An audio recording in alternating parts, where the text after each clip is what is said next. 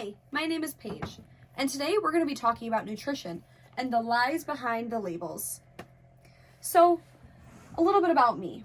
Like most innocent children, I grew up watching plenty of commercials with mascots like Tony the Tiger or the Silly Rabbit, persuading my young mind that I would enjoy sugary foods those brands have been promoting. As I got a little older, my mother became more invested in what foods will actually benefit her children, especially me, who was a competitive dancer for most of my life. My mother started to become more involved in my athletic career, realizing that a lot of the food I was eating was not helping me or my growth in any way. Eating sugary and processed snacks, meals, and drinks will only harm and stunt a child's growth. We began shopping at local farmers markets and organic grocery stores, cooking our own food. We learned a lot about what we are putting in our bodies, how the food we are eating impacts our health, and noticed the change in how we felt both mentally and physically. People can make their own conscious decisions about what they want to eat, but they should know what it is they are eating and the benefits or consequences of what they are eating and putting in their body. I want to inform others on how to read labels, the ways the media lie to the public for their own profit or gain, and the overall health effects sugar and processed foods have on us. So, when it comes to false advertising, through the use of advertisement, companies lie to the public, manipulating us all to think that what we are eating is healthy in some way. Food companies will slap on a label such as all natural with intentions of having the consumer be more enticed to buy the product because they believe that it is healthier. However, the FDA has no actual rules for using the word natural on a label. Therefore, people can interpret natural however they want. These labels are only meant to make health-conscious consumers more tempted to buy a product. So I also wanted to talk a little bit about the impacts and effects that sugar and processed foods have on our bodies. Most people don't know how much sugar they should be consuming and the effect of overconsumption on our physical and mental health. Sugar can be consumed in healthy amounts, but according to the Texas Institute for Neurological Disorders, most Americans consume much more than the recommended amount of sugar per day, which is 25 grams of sugar added per day for women and 38 grams for men. The amount of sugar and processed foods we consume have major effects on our body and brain. Studies show that sugar is more addictive than cocaine.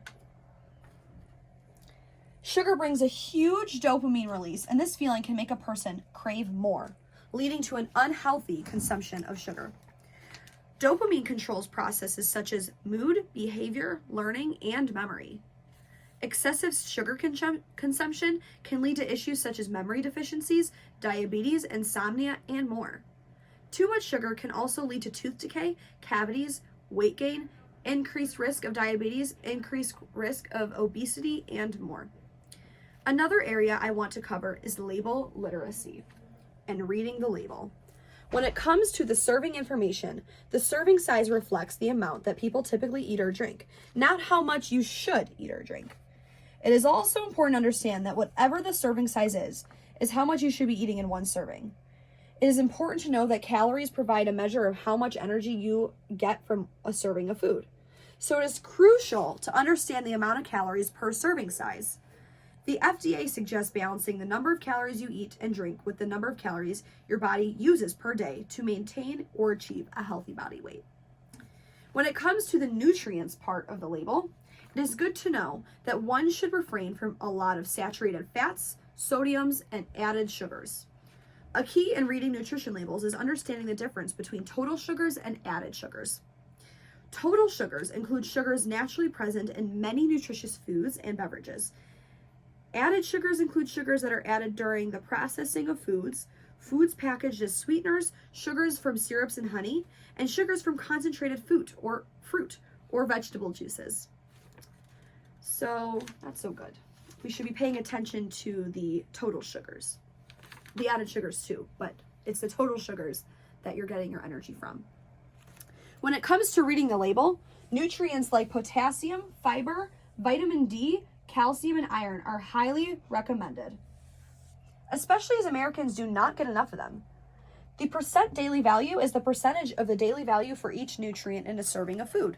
The daily values are reference amounts of nutrients to consume or not to exceed each day.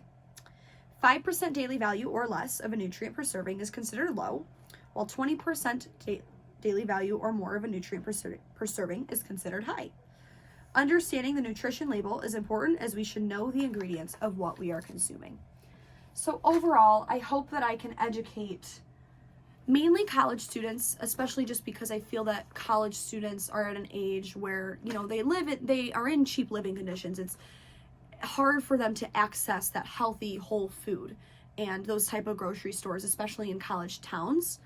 But I believe that there are ways to achieve this, and I think that we're learning how to take care of ourselves at this age. I think it's important that we pay attention to what we're putting in our bodies, and not only ourselves, but one day we're going to have kids in our family, and it's important to be able to know what we're putting in our kids' food and feeding our future generations, because it's only going to get worse, and the media is only going to be infiltrating our brains with false information about what we're going to be putting in our body. So I hope that you learned something from my presentation, and I really appreciate you watching. Thank you.